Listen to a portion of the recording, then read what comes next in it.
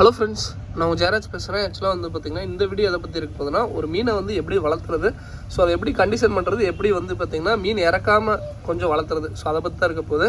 So first எடுத்துலேயும் வந்து பார்த்திங்கன்னா நீங்கள் வந்து புதுசாக மீன் வளர்க்குறீங்க, இல்லை வந்து பார்த்திங்கன்னா வளர்க்கணும்னு ஆசைப்பட்றீங்க அப்படின்னா, ஒரு மீனுக்கு முக்கியமானது தண்ணி அப்புறம் ஃபுட்டு. ஸோ இது ரெண்டும் செட் ஆகிடுச்சுன்னா மீன் மேக்ஸிமம் வந்து பார்த்திங்கன்னா எந்த விதமான இறப்பு வராதுங்க. ஸோ ஃபஸ்ட் இடத்துலையும் வந்து பார்த்திங்கன்னா எல்லாருமே சொல்கிறது தான். ஸோ நீங்கள் கப்பீஸ் வளர்க்கணும்னு நினச்சாலும் சரி, இது வேறு எந்த ஃபிஷ் வளர்க்குறதா இருந்தாலும் சரிங்க, தண்ணியை வந்து கண்டிஷன் பண்ணணும்.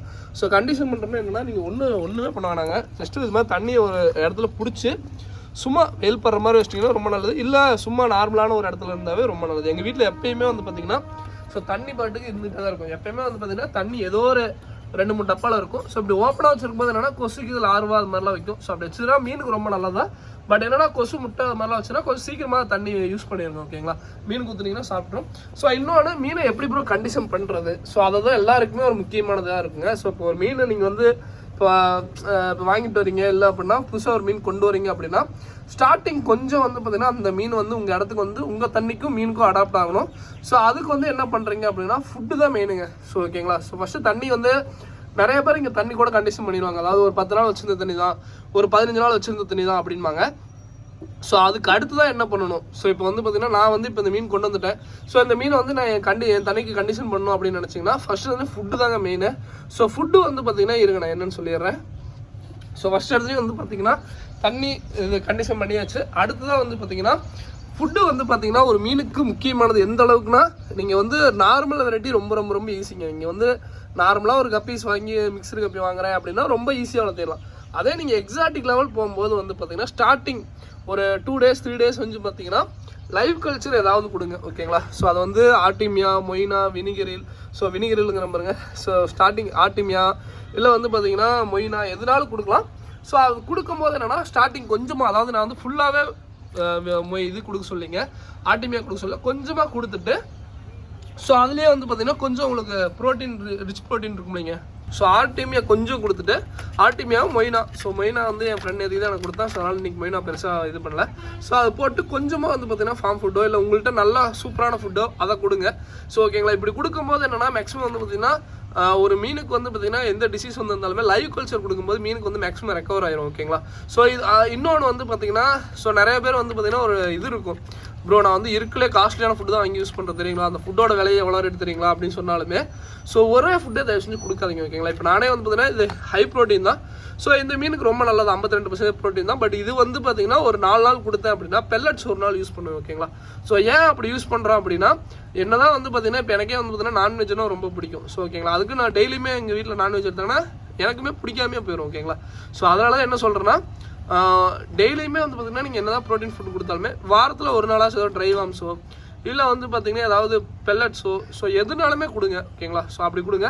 அதே மாதிரி இன்னொன்று, ஸோ இப்போ நீங்கள் கண்டிஷன் பண்ணுறதுங்கிறது என்னென்னா, ஒன்ஸ் வந்து இப்போ நீங்கள் புதுசாக தண்ணி விட்டுட்டீங்க, மீன் எல்லாம் பண்ணிட்டீங்க அப்படின்னா, இந்த லைவ் கல்ச்சர் கொடுக்கும்போது வந்து மீன் ஆட்டோமேட்டிக்காக வந்து பார்த்திங்கன்னா கண்டிஷன் ஆகிடுச்சு அப்படின்னா, ஒரு டைம் உங்களுக்கு செட் ஆகிடுச்சு அப்படின்னா எந்த பிரச்சனையும் வராதுங்க. இப்போ உதாரணம் லஸ்லி புல் இதில் விட்டுருக்கேன். ஸோ இதில் பாருங்கள், ஸோ மீன் வந்து கண்டிஷன் ஆகிடுச்சு. உங்களுக்கு பாருங்கள் அப்படியே குட்டி வந்துக்கிட்டே தான் இருக்கும். ஸோ இதுக்கு மேலே நீங்கள் வந்து பெருசாக மீனை வந்து தொந்தரவு பண்ணணுன்ட்டு இல்லைங்க. ஸோ அது மேக்ஸிமம் செட் ஆகிடுச்சு. ஸோ அவ்வளோதான். இதுக்கு மேலே அதாவது கிளைமேட் மாறணும், ஏதோ ஒரு இஷ்யூஸ் ஆக தான் செய்யும். பட் அந்த மாதிரி கிளைமேட் மாறும்போது மட்டும் நீங்கள் கொஞ்சம் அப்பப்போ லைவ் கல்ச்சர் கொஞ்சம் கொடுத்துருங்க.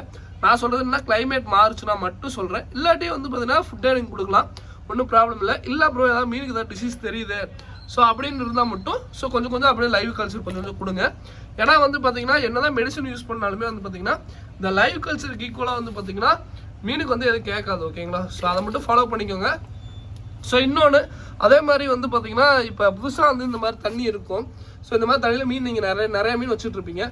எடுத்த உடனே வந்து பார்த்தீங்கன்னா இந்த மாதிரி நார்மல் வாட்டருக்கு மாற்றாதீங்க. ஓகேங்களா, அப்படியே மாற்றினாலுமே வந்து பார்த்தீங்கன்னா ஸோ சேம் நான் சொல்கிற மாதிரி தான், ஒரு 2 நாளைக்கு வந்து பார்த்தீங்கன்னா ஸோ லைவ் கல்ச்சர் கொடுங்க.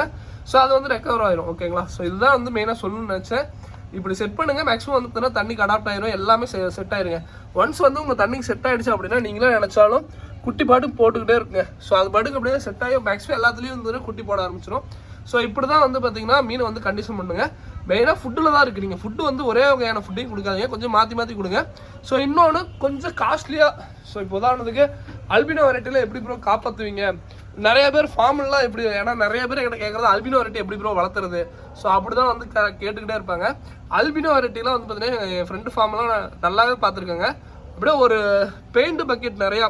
ஸோ டெய்லியுமே வந்து பார்த்தீங்கன்னா மொய்னா தான், அந்த பெயிண்ட் பக்கெட் ஃபுல்லாக வந்து பார்த்தீங்கன்னா மொய்னா வந்து அரிஸ்ட் வந்து போடுவாங்க. ஓகேங்களா. ஸோ அதனால தான் வந்து பார்த்தீங்கன்னா அவங்களுக்கு எல்லாம் வந்து பார்த்தீங்கன்னா என்ன ஒரு இதாக இருந்தாலும் சரி, அல்பினோ வெரைட்டி என்ன வெரைட்டியாக இருந்தாலும் செட் ஆகுது.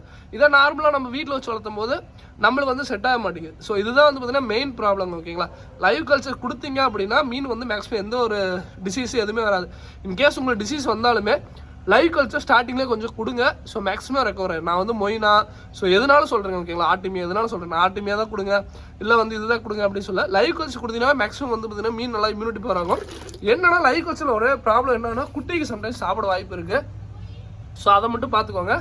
மற்றபடி வந்து பார்த்தீங்கன்னா லைவ் கல்ச்சர் கொடுக்கும்போது ரொம்ப நல்லாயிருக்கும். ஓகேங்களா. ஸோ இதோட இந்த வீடியோ என் பண்ணிக்கிறேன். தேங்க்யூ ஃபர்ஸ்ட், தேங்க்யூ ஃபார் வாட்சிங், தேங்க்யூ. ஏதாவது டவுட்டாக கீழே கமெண்ட் பண்ணுங்கள். So thank you.